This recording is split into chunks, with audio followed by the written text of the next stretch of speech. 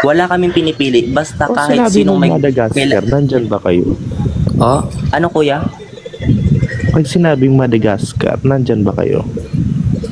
Anong Madagascar? Ano niya? Hindi mo alam yung Madagascar. Doon Alam na ano sa tayo geography? desert. Pwede mo po bang i-explain sa amin ng maliwanagan kami?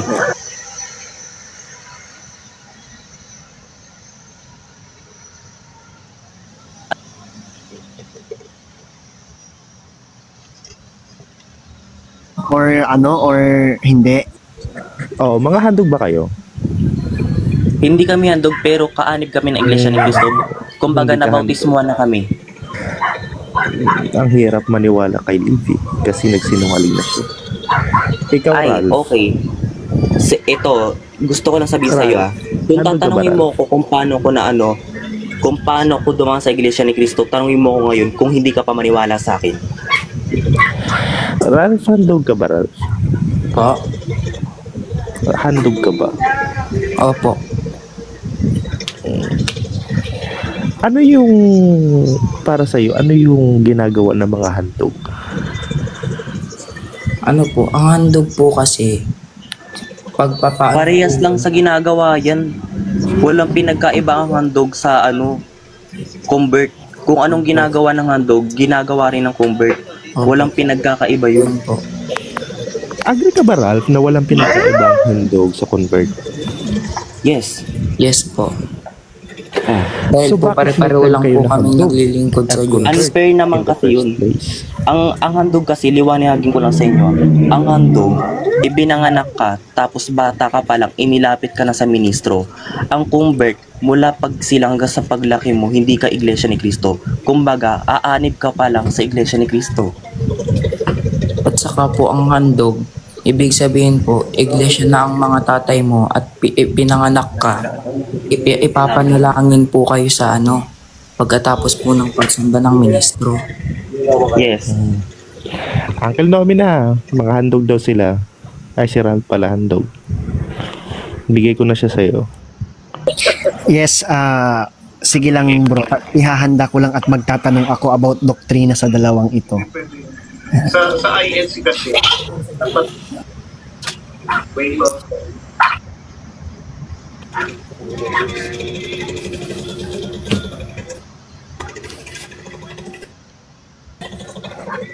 Ay, nawala si Ralph. O sige Kuya Mac, may katanungan ka pa ba? Sila nga. Yan na. Sasagutin ko hanggat kaya ko. Nung pinanganak ka sa mundo, ano yung kinamulatan mo? Anong Wala. kinamulatan mo relihiyon? Wala kang relihiyon. Na relihiyon? Ateista Na ba yung relihiyon? mga Oo. Ateista ba yung mga magulang mo? Abeista? What is that? I don't know what that. Atheist. Kasi ang mga magulang ko po kasi Muslim. At ang tatay ko hindi ko alam kung anong relihiyon. So bakit mo iniwan yung pagiging Muslim? Mula pagkabata ko, dahil ito, explain ko sa kayo bakit ko naiwan yan Dahil mula pagkabata ko, ilang relihiyon na ang nasalihan ko. Born again, Catholic, Muslim, 3. Sa taon na yon, ilang taon ako? 8 years old. 8 years old ako, mula nung nangyaring naisip ko, na-realize ko na ang daming relihiyon sa mundo, lumabas sa isip ko na lahat ito, alam kong hindi lahat totoo or wala akong alam kung sino ang totoo dito. Kaya namulat, wala akong sasambahin na relihiyon, pero may Diyos ako. Nagigits niyo po ba? Wala akong relihiyon, pero may Diyos ako. Okay. Baka agnostic po. Baka agnostic. Hindi yung agnostic kasi ano siya Ay, pwede siya. Tapos, Ay, hindi. naging Kasi iglesia alangan pa rin yung lang po ako, agnostic. dumating ako. Sige bro, Ito kuya. diretso. Tapos, sa o nga pala, sa mga nagtatanong sa doktrina po, may ako na lang po sagutin pag nandito si Ralph para may katuwang ako sa pagsagot kasi di ko lahat kaya isagot yun. Okay, back to the topic. Ano, brother? Ano naging basya mo? Bakit ka naging iglesia? Nung nakapakinig po ako ng Biblia, Hindi mo man lang inalam yung kasaysayan, kagaya nung binigay ko sa iyo kanina. inalam ko po. Pagsusuri? May pagsusuri. Inalam ko po. Nakapakinig ka ng Nagulat Biblia? ka ba Sinuri nung ko din nalaman po. mo na business yun? Paano mo nasuri? Siyempre, hindi naman. Anong, hindi hindi, naman wag mo na sa sasabihin ano. na business. Anong aral ng Biblia? To be exact. Tungkol ba kay Kristo? Yung- O bastang ano lang? Yes po. Turo. Lahat po. Kay Kristo. Lahat po ng nakasulat sa Biblia ay yun po yung naaral. Pero hindi po lahat ay natatandaan ko. Gusto ko lang po liwanagin. Sa Baka po magtanong Para kayo kasi sa'yo, hindi ko ano ba yung mas Kuya, matanda? Si so Muhammad o memorize si mo Cristo? lahat ng nakasulat sa Bible? Inuulit ko lang po sa inyo na lahat. So Na lahat memorize mo ng lahat ng nakasulat sa Biblia. Inuulit ko po sa inyo na lahat ng nakasulat sa Biblia ay naturo. Pero hindi lahat yun ay na-memorize ko sapagkat So, matagal paano na po nasabi na yun. lahat ng nasa Biblia ay naturo? Huwag niyo muna awayin. Ano, doon muna tayo sa pagiging, sige, sabihin na natin, walag muna tayo mag-aaway dito. Tungkol sa pagkakaiba ng Jesus namin, so Kristo namin at so Kristo nyo. Nagkaroon ba nung napagsabi mo, wait lang ako muna, dumating ba? Hindi naman to debate. Tanong lang. Like, Yes, yes, nagsagay tama. ka ba ever sa sarili mo? Sagutin ko lang yung titings. Wait lang po, patapusin niyo po yung nagsasalita Ako muna. para maliwanag sa ating lahat. Dumating ba ever sa point na nagtanong ka na bakit ang mga Katoliko Diyos si Kristo, bakit ang mga iglesia at mga Muslim na dati kang bahagi ay hindi siya Diyos? Ano po, Nagkaroon dahil ba ng po sa confusion? Why? Sa kwento po ng Katoliko about kay Jesus, wala pong pinagkaiba sa pinako sa pagkakaroon ng koronang tinik.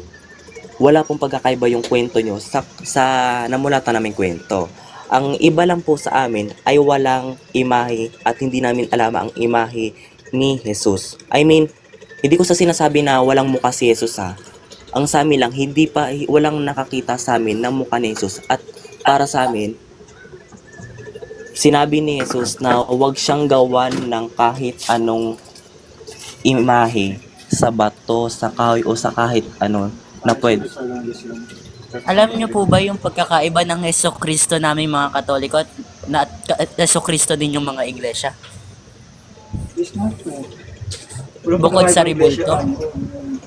Bukod sa ribulto? Pwedeng mag-comment. So, Tuloy lang ang comment bro, ko or namin. tanong ko, rhetorical question ko kay Bro Liv. Hindi ka ba nagtaka kung bakit sa amin meron kaming rebulto ni Kristo, samantalang sa inyo may rebulto naman ni Manalo? Hindi ka ba nagtaka doon? Oy, don't say that ha. That's bad. Mabibigyan niyo po ba ako ng pruweba na mayroong ribulto si Manalo? Sapagkat namulat opo. ako. Sige, pakita niyo po. Meron sa po akin sa ang central ribulto. po ninyo.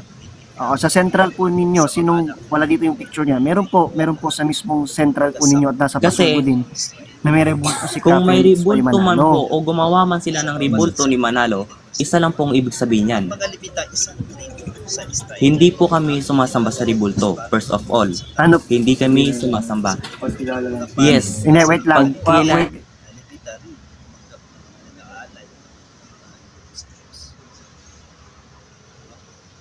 So, tatlo. Ginamit din nila sa mga Okay. Walang sana tumasa sa mali po. Iuulitin ko po ang Bakit walang mali? Hindi ang utos kasi ganito. Huwag Wait kang lang po, gagawa. wala po magsasalita. Number Wala one, po magsasalita number one po pa lang yung yun, nagsasalita. Wait lang po, kahit Number lang po, one, wait lang. huwag kang Wait lang gagawa. po, Bakit kahil nagpagawa? Bakit gumawa? Okay, ganito. Gusto Yung ko pa lang sa liwanagin. paggawa. Wala mo nang magsasalita para maliwanagan naman kayo. Ulitin ko. Yung sa paggawa pa lang, gumawa ng kasalanan na ribulto pala. para sa pagkilala, hindi sa pagsasalita. Wala pong magsasalita. Kasi ang inyo po kasi, sinamba nyo po. Nanalangin kayo, hinawakan.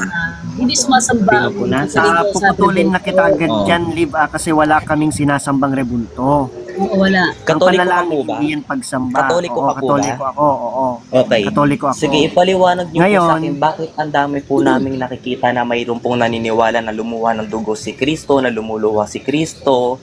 Ay, hindi yan turo ng Katoliko. Yung mga nagsasabi sige, niyan. ipaliwanag niyo po bakit yung mga po ang dami naligaw, naming yung mga- nakikita wait sa lang. social media na si Kristo. Nakikita mo lang yan. Hindi mo ba nabasa? Hindi mo ba nabasa yung sabi ng Biblia? Oh. Hindi mo ba nabasa yung sabi ng Biblia? Huwag kang naniniwala huhusga. kayo sa Biblia, pero Wait lang, in wait lang, wait lang. reality, hindi nyo ginagawa. Huwag kang sasalita pag ako ang boss dito. Hindi mo ba nabasa yung sinasabi ng Biblia na huwag kang huhusga batay sa iyong nakikita, kundi ayon dapat sa nararapat? O, sagot. Ayun. Post. Requesting kalakihan.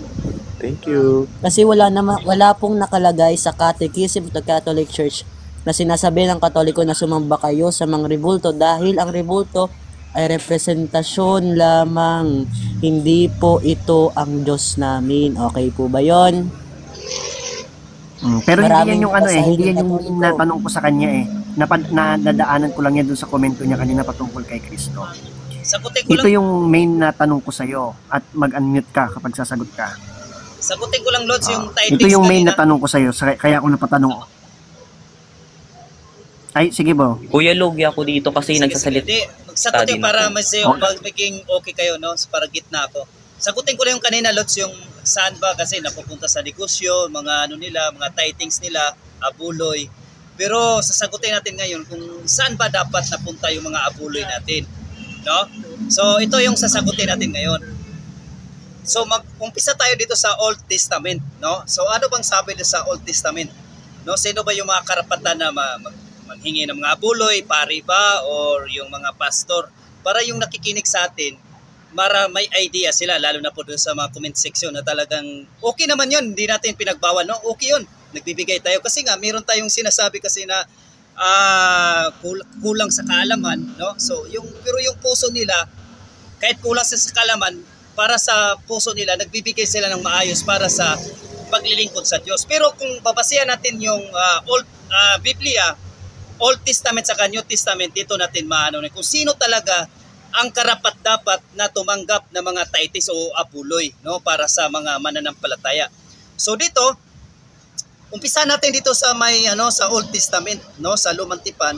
Una, dalhin sa tabernakulo o templo, no, sa Malakias 3 verse 10, no. So take note niyan. Malakias 3 verse 10. Dalhin ninyo ang buong ikasampung bahagi, no, sa kamalig upang magkaroon ng pagkain sa aking bahay.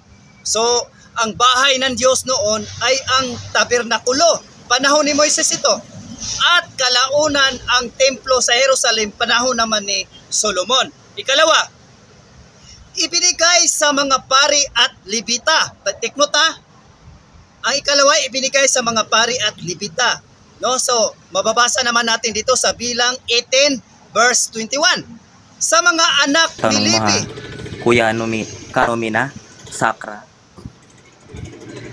Malagpo si Kuya Jonathan. Ay, opo. Malabo ba? Malabo? Sige, tuloy ko. Ibinigay sa mga pari at... Malagpo si Kuya Jonathan. Mahina signal, brother. Mahina? Sinong mahinang signal? Ako? So, go, ituloy. Ito pala yung sinasabi niyang rebulto. Sino yun? Sino yun? Nagsalita. Di, i-mute mo muna si ano. Kuya Tuloy natin. Jonathan, malagpo. Ituloy ko muna. Tuloy. Hindi. Ituloy ko muna. Maganda tong natin topic ngayon. So, ibinigay sa mga pari at libita, sa mga anak ni Levi, at binigay ko ang lahat ng ikasampung bahagi sa Israel bilang kapalit ng kanilang paglilingkod. Mababasa natin sa Bilang 18 verse 21. So, ang mga Levita, isang tribo sa Israel, ang itinalaga ng Diyos para maglingkod sa tabernakulo o templo. No, ang mga pari mula sa mga angkan ni Aaron na Levita rin ang tumanggap at nag-aalay ng mga handog, no, sa Diyos. Ikatlo, ginagamit din sa pagtulong sa mga may hirap. Ginagamit din sa pagtulong sa mga hirap. Sa katapusan ng bawat 3 taon, iyong ilabas ang lahat na ikasampung bahagi ng iyong ani at itabi mo sa loob ng iyong mga pintuang bayan at darating ang lipita at ang taga-ibang lupa at ang ulila at ang mga babaeng bao at sila'y kakain at mabubusog. Mababasa naman din sa Deuteronomy 14 verse 28 hanggang 29. Ibig sabihin, bukod sa templo at mga lingkod ng Diyos, ginagamit din ang abuloy para sa mahihirap, ulila at balo. So, yan po ang nakikita natin. So, saan natin makikita nito? So, makikita lang ito sa ating Catholic Church. No? So, kung may magtanong mamaya o saan ba na ginagamit ito, so mamaya bibigyan natin sila. Napakarami ang ating charity. So, sa Lumang Tipan, ang abuloy handog ay dapat, una, dalhin sa tabernakulo o templo, bahay ng Diyos. Ikalawa, ibigay sa mga pari at lipita, naglilingkod sa Diyos. Ikatlo, gamitin para tumulong sa mahihirap, ulila at balo. So sa Old Testament ang aking binabanggit, ang aking pinapaliwanag ngayon. So Old Testament naman yan, brothers. Bakit sa New Testament tayo? Ano naman sa New Testament? Sa Bagong Tipan, no? Nagbago ba ang paraan ng pagbibigay na manatili sa prinsipyo, abuloy, handog para sa gawain para sa Diyos ng kanyang mga lingkod sa kapitiran, no? Una, sa mga apostol inilagay ang abuloy. Take note na, mga apostol ito. So mababasa natin sa Gawa 4 verse 34 hanggang 35. No? Ito ang ating mababasa. At walang sino man sa kanila ang nagdaramhok. Ang mga may lupa o bahay ay ipinagbili nila. At ang halaga ng ipinagbili ay dinadala nila at inilagay sa paanan ng mga apostol. At ipinamahagi naman sa bawat isa ayon sa kanyang pangangailangan, no? Sa Gawa 4 verse 34 hanggang 35. Malinaw, ang mga Kristiyano noon ay hindi basta nagbibigay kundi kung kani-kanino, kundi direkta sa mga apostol na siyang may autoridad mula kay Kristo. Ikalawa, suporta sa mga nangangaral ng Ebanghelyo. Dito na, ito pasok sa atin ito, lalo naman sa mga anti-Catholics, nagbibigay naman sila daw para sa mga kapilya nila. Ito, ikalawa, suporta sa mga nangangaral sa Ebanghelyo. Hindi ba ninyo alam na ang mga naglilingkod sa templo ay nakakain mula sa templo? Gayon din naman, ipinag-utos ang Panginoon ng mga nangangaral ng Ebanghelyo ay nabubuhay sa pangangaral ng Ebanghelyo din. Sa 1 Corinto 9 verse 13 hanggang 14, no? Ang abuloy daw ay para sa suportahan ang mga lingkod ng Diyos, apostol, pare, ministro, upang magpagpatuloy sa paglilingkod. No? So ikatlo, para din sa kapatiran ng nangangailangan. Hindi lang sa mga sa mga ating mga kaparian, hindi lang sa templo, pero para sa kapatiran natin nangangailangan. Katulad na nakikita natin sa mga INC. No? Sa atin, hindi natin nakikita sa mga Catholic Church, pero sa INC nakikita live na live sa mga kanilang tulong-tulong, talagang naka-container pan pa, no? So mamaya malalaman natin kung sino talaga dapat tayo magbigay ng mga abuloy, no? So dito mababasa natin sa 1 Corinto 16 verse 1 hanggang 2. Ngunit kung tungkol sa pag-aabuloy para sa mga banal, bawat isa sa inyo ay magtabi linggo-linggo ng ayon sa kanyang kita, no? Ayon po yan. So ginagamit ang abuloy upang tumulong sa mahirap at nangangailangan kapatid sa pananampalataya. So pang-apat, para sa bahay ng Diyos, ang simbahan, upang ako'y maluwat ng iyong malaman kung paano nararapat sa bahay ng Diyos na siyang iglesia ng Diyos na buhay, haligi at saligan ng katotohanan. No? So ayon sa 1 Timothy 3 verse 15, sa Bagong Tipan, ang iglesia ni Kristo mismo, ang bahay ng Diyos kung saan nararapat dalhin ang abuloy, hindi iglesia ni Kristo 1914, iglesia ni Kristo 33 AD ito. No? So dito, ito ang final, panghuli. Sino talaga ang itinalaga ng Diyos? Pare ba o mga pastor? Dito na, gagamit tayo ng mga Bible verse, kaya para ma-connect natin yung mga pinabanggit natin kanina. Saan tayo magbigay ng mga abuloy? Sa mga pare ba o sa mga pastor? So sino ba ang binigyan ng authority? Sa mga pastor ba o sa mga pare? Sino ang tinalaga ng Diyos? Dito sa Lumang Tipan, mababasa natin ang Diyos ay nagtalaga ng mga pari at libita sa mga nangasiwa sa tabernakulo sa templo. No? Sa Lumang Tipan ito, sa mga anak ni Levi, ay ibinigay ko ang lahat ng ikasampung bahagi sa Israel bilang kapalit ng kanilang paglilingkod. Mababasa natin sa Bilang 18 verse 21. O, TikTok nyo yan. Kaya mga pari, ito'y tinatawag naman na descendant ni Aaron at mga Levita ang tanging may autoridad sa handog at abuloy. So sa Old Testament pa ito. So sa dako naman tayo sa Bagong Tipan. Si Kristo mismo ang nagtalaga ng mga apostol upang ipagpatuloy ang kanyang misyon. Saan natin mababasa yan? Sa Juan 20 verse 21. Kung paanong isinugo ako ng Diyos Ama, gayon din naman isinugo ko kayo. So ang mga mananampalataya ay nagdadala ng kanilang mga apuloy sa paanan ng mga apostol. Gawa 4 verse 34 hanggang 35. Ang mga apostol naman ay nag-ordain ng mga kahalili ng opiso, presbyterian, pare at diakono para sa pagpatuloy sa kanilang tungkulin. Gawa 14 verse 23, Tito 1 verse 5. Kaya sa pananampalatayang Katoliko, ang mga obispo at pare ay may kahalili ng mga apostol. Sila ang tunay itinalaga ng Diyos upang mga siwa sa simbahan at sa mga kaloob ng bayan. So, ibig sabihin, wala talagang authority kahit saan natin mababasa sa Biblia. Kung may mababasa man sila pastor sa Biblia, yan po ay tumutukoy sa mga pura paruko sa Old Testament. Sa unang siklo may mababasa sila na nababasa sa Biblia. So ibig sabihin dito sa ating nabasa, walang pastor. Ibig sabihin ang abuloy mo dapat mapupunta talaga sa tunay na itinatag ng ating Panginoon Jesucristo, founded by Jesus Christ ang pinangunahan ng mga pari. Kaya nga sa mga INC na nagtalaga sila, nagbibigay silang abuloy, no? Nagbibigay sila ng mga para sa kapilya nila. Walang problema po 'yun, no? Kasi ang tinatawag dito sa Catholic Church dalawa, innocent at ignorance. So sa mga taong ignorance, hindi alam ang tunay na pananampalataya, sa mga inosente, hindi alam ang tunay na pananampalataya o tunay na doktrina na tatag ng ating Panginoon. Doon papasok yung mga inosente. Pero so daw sa mga ignorante, katulad ng mga pastor, alam nila na may tatag na si Kristo ng iglesia, no?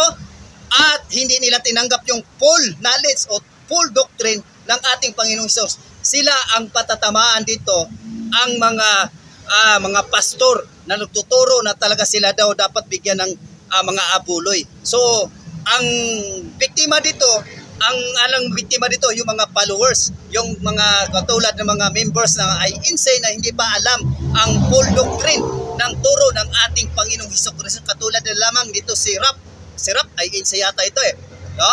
Si Rap, hindi niya alam siguro kung para sa kanya mabuti, tama yon, mabuti, magbibigay tayo para sa kaayusan ng ating kung saan tayo nabibilang. Pero hindi mo alam kasi kung saan dapat tayo magbigay, sa mga pastor ba o sa mga pare, o sino ba yung itinalaga na tunay ng Diyos para sa kanyang bayan, kundi ang pinili, kundi ang mga pare. Yan lang po, kung sino po yung magdagdag. Salamat sa pagbibigay sa time. Okay. Salamat bro. Meron akong itatanong sana sa dalawang kasama natin INC. Pwede ba? Ako muna po pwede kasi may gusto pa po akong itanong sa inyo kaganina. Ay sige. Anong tanong mo? Sige, ito po. Kung sa Biblia po naniniwala kayo na hindi sinasamba ang mga imahe ng Diyos sa bato at sa kahoy, paano nyo po may papaliwanag sa aming mga iglesia ni Kristo ang mga ginagawa ng kapwa nyo Katoliko sa kahoy? Na umiiyak sa kahoy, humihima sa kahoy, at nagsa-sign of the cross sa kahoy, plus nananalangin sa kahoy. Ito pa, pinaparade ang kahoy. Isa-isa lang muna, brother, no? Brother, pwede mag muna ako. Sige. Brother Ran, sagutin mo, brother. I-correct lang natin yung sinabi niya na hindi tayo nananalangin sa kahoy. So walang katuruan, okay? Alam po ba ninyo yung Catechism of the Catholic Church, CCC? Alam po ba ninyo yon, kuya? Hello? Hindi po masyado. Ayun. So wag muna tayo mag-presume kung hindi po natin alam yung CCC. Why? Sige po, maaari niyo po bang ipaliwanag sa akin? Opo. The Catechism of the Catholic Church is the foundation, pundasyon po ng paniniwala ng Katoliko. Ito yung nag-a-affirm kung bakit yung maniniwala. Ngayon, kung iikutin natin back to back ang Catechism of the Catholic Church, wala po nakalagay na dapat o sinasamba ng Katoliko ang rebulto. Bakit? Kuya, sagutin niyo po ako. Yung rebulto po ba ni Felix Manalo ay si Felix Manalo o representasyon ni Felix Manalo? Parang ano lang po, pagkilala lang po ganun. Pero wala pong sumamba na nalangin or what. Exactly. Ngayon, bi-breakdown natin yun na yung pagsamba. Unahin muna natin. Yung rebulto ng Katoliko, same lang naman sa inyo yan. Ito ay representasyon lamang ni Kristo, ng mga santo. Representasyon yan. Hindi po yan mismo sila. Hindi naman po kami maniniwala na ang mga rebulto namin kumukurap-kurap. Hindi naman po ganun yun. Representasyon na rin sila tulad po ni Manalo. Ito na tayo sa pagsamba. Wait lang po. Gusto ko lang tagutin yung tanong mo. Ay, yung sagot mo. Gusto ko lang din sagutin ulit. Ibabalik ko po yung tanong. Patapusin muna yung tanong niya, bro, bago ka magtanong ulit para hindi malayo yung sa topic ninyo. Kasi sinasagot Mawawala po sa topic kapag hindi po natanong ang dapat itanong. Hindi, patapusin mo kasi yung hindi pa nasagot yung parte ng pagsamba. Don't worry, hindi mawawala pa. Sige, tapusin ko muna yung pagsamba, ha? Okay. Sige. Again, sa Catechism of the Catholic Church, it teaches us that there are two types ng paniniwala. Una, dulya, palatria. Ano po pagkakaano nun? Gawin nating English. Yung dulya, ipagpalagay natin sa word na adoration, adore. Sino po ang dapat nating ina-adore? Okay, correction lang, brother. Rad. Yung dulya po. Sige. No, yung dulya, yung adoration is mali pala. Sorry, nalito ako. Latria is for adoration pala, sorry. At sino po ang dapat nating ina-adore? Sino po? Ano pong tanong? Sorry po. Again, there are two types of faith, latria and dulya. Yung dulya, sa English ay adoration or adore. Sino po ang dapat nating ina-adore? Tinasamba. Sino po dapat? Ang Diyos. Ang Diyos, tama. Yung dulya, ang English niya ay veneration, venerate. Alam po ba ninyo na kapag kumakanta tayo ng lupang hinirang, we venerate our country?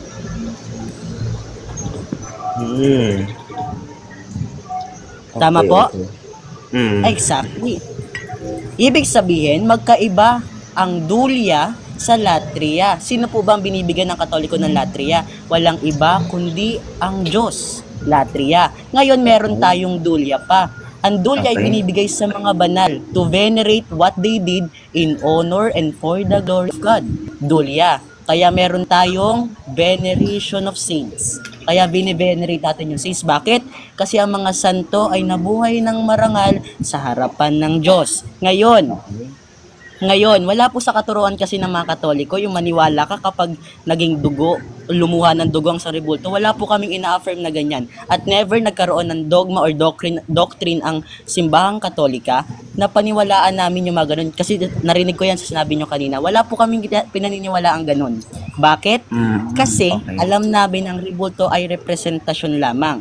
Hindi po kami umiiyak sa rebulto, hindi po kami sumasamba sa rebulto, but rather, we are venerating those that they are representing. Okay po? Okay, ako naman po. Sige. Kasi po, ang tanong ko po, yung mga umiiyak sa rebulto, yung umiiyak sa rebulto, hindi ko po tinanong ang mga pinaniniwalaan nyo or what. Sawayin mo sila, brother. Oo, sawayin mo sila. Ano nangyayari? Okay. Kasi po, kung tama man o mali, mayroon po kayong Biblia ngayon, di ba? Natin, bro. Ngayon wala, kumakain pa ako. Biglaan mo, bro, yung mga tao na yun, bro. Diktahan mo sa tamang paniniwala. Oo. Ako po, Kasi hindi ito, ko po sila pwedeng diktahan dahil Iglesia ni Cristo po ko. Marapat po na dapat kayo ang dumikta sa kanila na dapat hindi nila oo. iyakan, paniwalaan, at isamba ang rebulto. Okay, Brother, okay. brother, ako muna sasagot, brother. Sige. Okay. Ang pag-iyak, brother, dala ng emosyon. Kahit So, hindi why- revolt. Wait lang, brother, patapos. Oh, sige. Yan dala ng emosyon, nakadepende sa sitwasyon. Kahit ikaw, brother, umiiyak ka kahit walang revolt. Nakadepende sa sitwasyon yan. Ngayon, bakit merong umiiyak, mga devoted nakaharap sa revolt?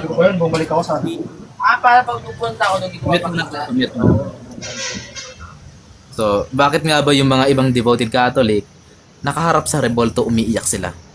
So, yung pag-iyak nila hindi para dun sa material object na sa harap nila, kundi sa kanilang, depende sa pinagdaanan, kanilang pinagdaanan mismo. Umiiyak sila sa Diyos sa harapan ng revolto, pero yung pag-iyak, brother, hindi yun sa revolto. Yun po ay para doon sa Diyos. At yun ay dahil sa kanilang pinagdaanan. Hindi ganon. Kasi lahat naman tayo, umiiyak tayo kahit ano. Dala yun ng sitwasyon natin yun. Brosek, tama ka. Alam mo, Brosek, masingit ko lang ha. Meron akong ka-debate na INC dati, ka-group nila Ponce sa Facebook. And nakita ko, syempre nagkainitan na sa debate, nung in-stock ko yung picture niya, meron siyang picture ni Eduardo Manalo. Yakap-yakap niya yung picture ni Eduardo Manalo. So pinost ko yun. And later on, nakonsensya din ako, tinanggal ko. Ngayon nag-PM siya sa akin. Sabi niya, brother, pwede po bang paalis yung pinost mong picture ko, sabi niya. Kasi po yung bahagi niyan ng buhay ko, dumanas kami ng matinding hirap, matinding pagsubok, namatay kasi yung papa ko, parang gano'n, o nagkasakit sila, parang gano'n, o nagkasakit ako, parang ganyan. At ang pinanghugutan niya ng lakas si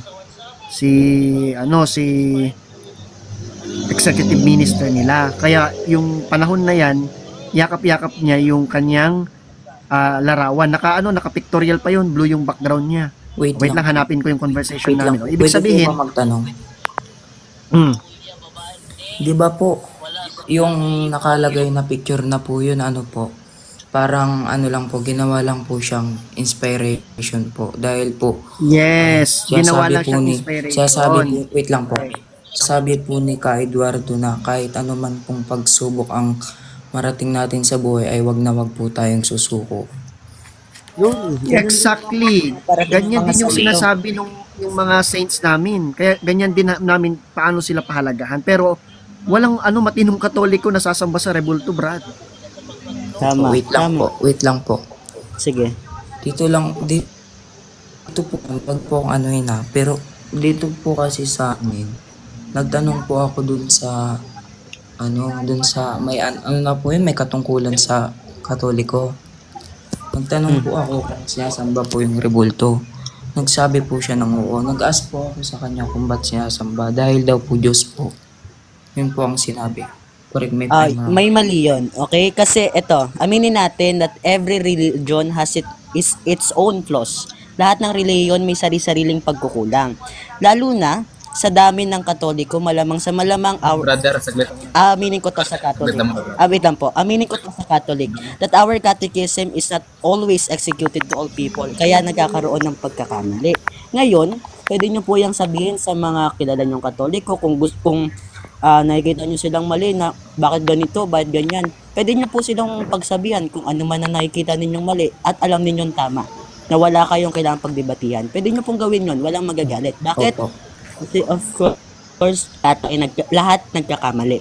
But what's important is nai-enforce natin sa kanila yung tamang paniniwala. Wala tayong pinagkaiba. May rebulto kayo, may rebulto kami.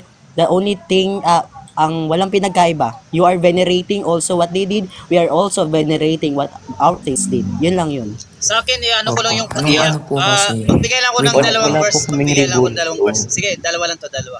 Magbigay lang ako ng support doon sa bakit daw tayo umiyak daw sa harap ng rebulto, ganun.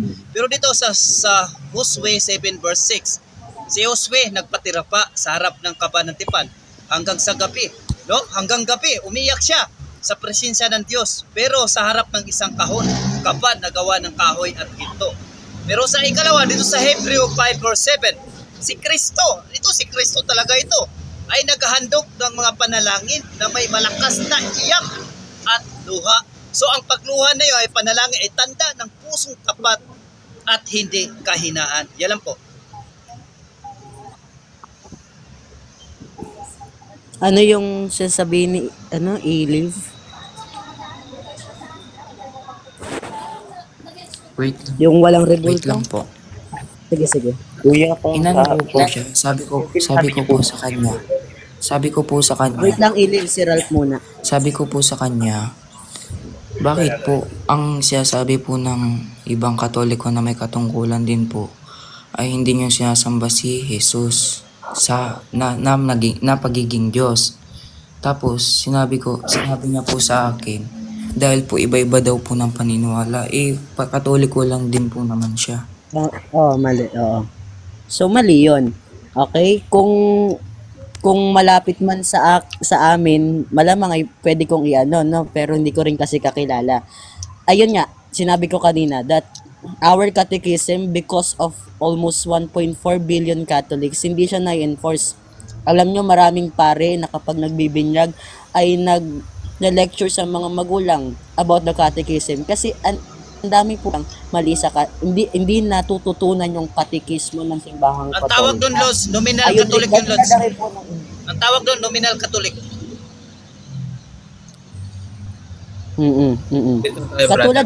Katulad po sa kunyari, pagpalagay natin sa mga Muslim, kunwari nagdrawing sila ng picture ni Muhammad out of nowhere, pwede, yun yung sinasabi natin, nagkakamali sila na hindi dapat. Nangyayari, bakit kamo sila nagkakamali? Malamang hindi nila alam yung katuruan na hindi dapat ganun ang ginagawa nila as a Muslim.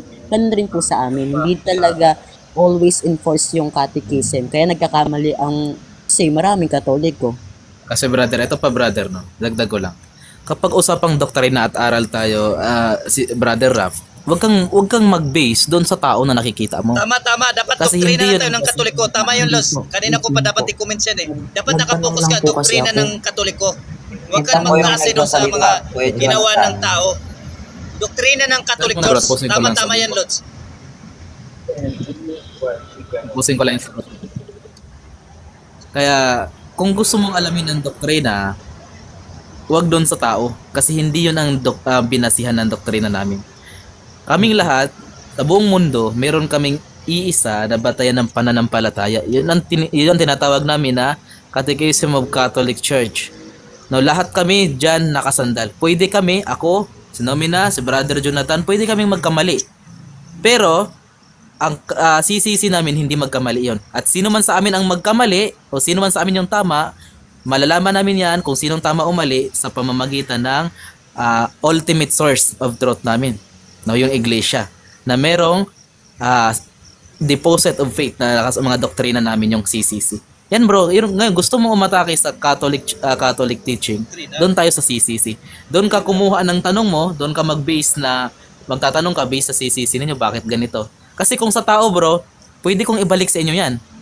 No, kasi mayroon din akong mga kilalang INC, nagtatanong ako sa kanila, wala rin silang alam sa doktrina ninyo. Ako, so, meron akong INC na kasama ko dati sa trabaho. Correct. Meron na akong INC na kasama ko sa trabaho. Wari, birthday niya. Siyempre, tayo mga Katoliko, mga Kristiyano, nag-iisang INC lang yon. Kasama, share ko lang ito, hindi ko pangalanan na. Kasama ko sa trabaho ito. Ngayon, birthday siya. Ngayon, nag-aya siya ng pakain. Wala pala siyang dalang pira, wala siyang budget. Ngayon, ang nag-aambag, kami yung mga Katoliko na kasama niya sa trabaho. So, ang ginawa ko sa kanya, bro, wag mo dapat gawin to. Dapat nagsabi ka sa amin na totoo. Kung wala kang budget, kasi nga, pwede naman tayo mag-celebrate. Tayo na kasamaan dito sa trabaho eh. Sabi ko sa kanya, dapat wag mo na itong ulitin. Yun ang nung INC yun, talagang diehard INC yun. Kambal, may kambal siya. Talagang doon ko nalaman na ganito pala yung mayroong mga ganito din pala mga INC. Bro Jonathan, Bro Jonathan, Oh, yes. share ko lang to dun sa mga kasama natin ha. Oh, sige, sige. Sige, sige, bro. Wait lang. Ito nag-aaral siya ng pagka-ministro no sa New Era University. Ito yung picture ni Manalo. Dahil nga sa ang yabang nila sa debate noon, inedit nung kasama kong admin yung picture ni Manalo, pinalitan niya ng picture ni Jesus Christ.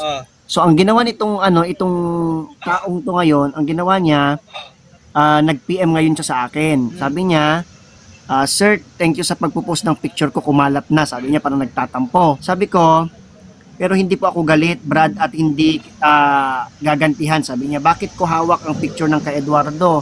Sinasamba ba? Hindi. The reason behind that is I suffered depression few years ago because personal problem until nauwi sa medication at muntik na akong hindi nakagraduate because of that. Hanggang sa narinig ko, ang mga words of God came from ka Eduardo, because of him nakagraduate ako and I overcome by depression. We don't worship him as the image, parang katulad lang yan ng isang nag-graduate na picture niya, ang picture ng tatay niya. And siguro wala naman daw masama dun, di ba? Lang bro, that is my picture and also my privacy. So, ayan, ibig sabihin, tawag dito, pwede palang gumamit ng mga larawan. Ganun din yung sa expression ng mga Katoliko na gumagamit ng picture ng aming Panginoong Jesucristo, di ba?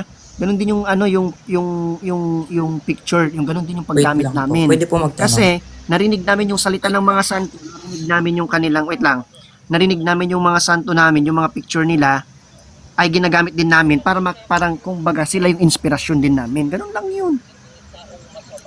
Pwede po magtanong. Sige bro, tanong ka bro. Di ba po, ginawa lang dapat po yung sa yun doktrina para yung po tanong sa bro, wag yung sa mga inspiration Katoliko lang namin po. kasi talagang mahirap yun. Doktrina tayo, doktrina. Jonathan, wait lang po, manahimik po kayo. Jonathan, wait lang, muna. Ulit ko po, manahimik po kayo. Goral. Di ba po ginawa lang po yun na inspiration po para makapagtapos po ng pag-aaral dahil doon po sa turo na yun na tinuro ni Ka Eduardo ay nakapagtapos siya dahil po yun ang ginawa niyang daan. Yes. Kaya ganun din yung situation ng mga Katoliko.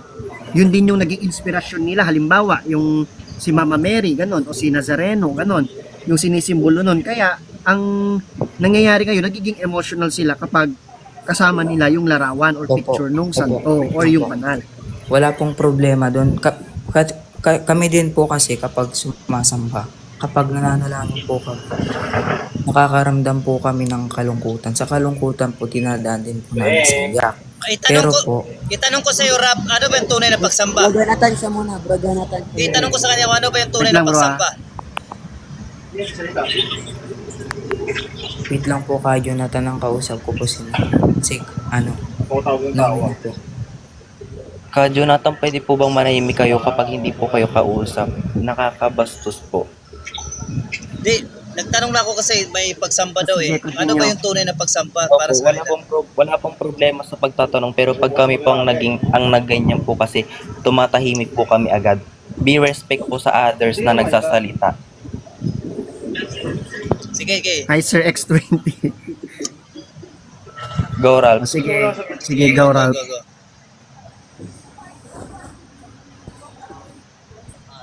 Kasi, sige ako muna ha. Kasi sa amin kasi sa Katoliko, ang pagsamba malalim yan. Hindi lang yan ukol sa punas-punas, hindi ukol sa panalangin, ganun. Sa amin may mas malalim na kahulugan ng pagsamba sa mga Katoliko. Ang pagsamba sa amin, sacrifice. Kaya yun yung banal na misa. Doon yun yung masasabing pagsamba. Sa amin, hindi pagsamba yung, kasi kanina shinare ni Ran, di ba? Shinare niya yung latria. Baka sabihin nyo, nag-iimbento kami. Ito share ko lang. Yung latria, na iniuukol lamang sa Diyos, mababasa yan. Ay, wait lang, minention ako sa PPP. Ay, wait lang, sige. Minention niya sa Biblia, sa Greek, bro. Ang ibig sabihin niyan, service to God. Highest service, no? That is latria. Sa Greek, latrio, nasa Biblia yan. Ngayon, yung latria na yan, kapag ginamit mo yan sa hindi Diyos, or idols, nagiging idolatria or idolatry. Wait lang. Tinatawag ako, sige kayo muna. Ito sa akin na kung kayo nakikita nyo sa amin ay may mali, kami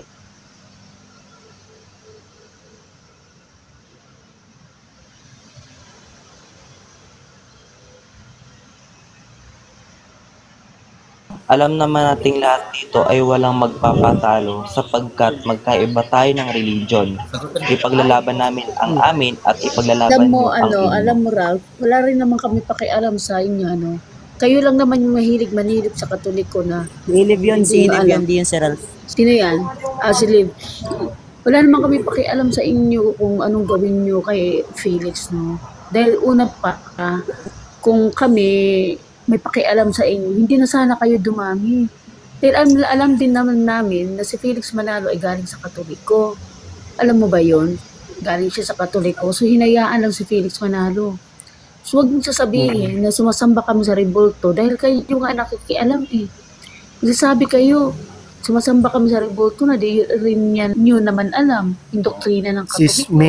Sis May, ito, tama, susugan ko lang yung sinabi ni Sis May, ha? Ito, Brother Ralph, Brother Liv. Punta kayo sa lahat ng relihiyon na merong mga rebulto. Hinduism, no? Halimbawa, Hinduism. Hindi nila idedenay na sumasamba sila sa rebulto. Kami, hindi kami talaga sumasamba sa rebulto. Ngayon, ito na ang ultimate na sagot. Bakit kung hindi kami sumasamba sa rebulto, bakit may mga Katoliko na sa harapan ng rebulto nananalangin, sa harapan ng rebulto umiiyak, ipinoprosesyon yung rebulto? Anong tawag doon? Ang tawag dyan, orientation. Gaya yan, nung binasa kanina ni Brother Jonathan, si Josue, tignan nyo si Josue, nanalangin siya sa Diyos, no? Nagbuhos sila ng abo para sa Diyos dahil sa nagsisisi sila, umiyak sila. No, sila ay nanalangin, nag-ayuno, sila ay nagpatira pa, hindi tumuwad, sorry. Nagpatira pa sa Diyos, pero yung nasa harapan nila, yung kaban ng tipan na mayroong rebulto ng kerubin. Pero nung nanalangin si Josue, hindi niya sinabing, "O rebulto, pakinggan mo ako." Hindi. Nung nanalangin siya, "O Panginoong Diyos," diretso sa Diyos yung panalangin niya, bagamat yung nasa harapan niya ay rebulto. Ang tawag dyan, orientation. No? Orientation ang tawag dyan. No? Hindi mo sinasambayan. No? Hindi mo sinasambayan dahil lamang sa lumuhod ka. Kasi ang pagsamba, bro, mga brad, hindi yan nakikita sa aksyon. Nakikita yan sa puso ng tao. Kaya nga sabi sa Biblia, "Ikaw, o Yahweh, ang aming sinasamba, sapagkat ikaw lamang ang nakakita ng laman ng aming puso." Ang pagsamba, kayang gawin yan, bro, kahit nang walang kamay, walang paa, kahit nang bulag, pipi at bingi. Kasi ang gumagana kapag ikaw ay sumasamba, ang isip mo at ang puso mo. Opo. Kaya ka nga nakakasamba eh. Diba? Opo. Maging yung mga Maya, sinasamba nila ang Diyos, yung mga ibon. Yung mga ibon, hindi naman nila alam yung mga rebulto eh. Diba? Pero nakakasamba sila sa Diyos. Diba? Kasi meron silang way ng pagsamba sa Diyos. Diba? Ngayon, kung titignan natin lahat ng pagluhod, pagsamba, hindi yan makatwiran. Inaamin din naman yan ng inyong ministro eh. Hindi lahat ng pagluhod pagsamba. Tama yan. Diba? Kasi kinakailangan kapag sumasamba ka, yung puso mo at saka isip mo nakadirect dun sa sinasamba mo. Okay. Sige kayo muna ha. Baka tawagin na ako sa PPP. Ay sige, anong last question mo?